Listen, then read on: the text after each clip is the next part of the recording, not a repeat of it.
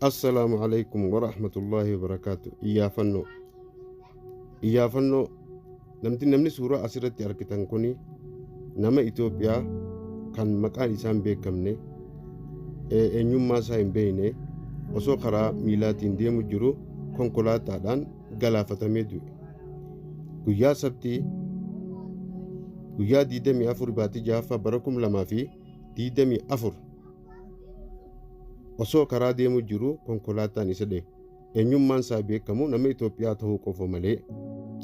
Akkasuma bakka inni balaa konkolaataatiin lubbuun isaa dabarte biyya Yaman magaalaa guddittii sanaa naannawa Darwiin jedhamtutti lubbuun isaa dabarte. Kanaafuu namni beektan yoo jiraatan maatii isaa biraan ga'uudhaan akka dhimma isaa kana hordofanii jala bu'an godhuun dirqama keenyaas dirqama keessanii dirqama lammummaa waan bahannuuf obsaa fi kabajaan isin gaafanna.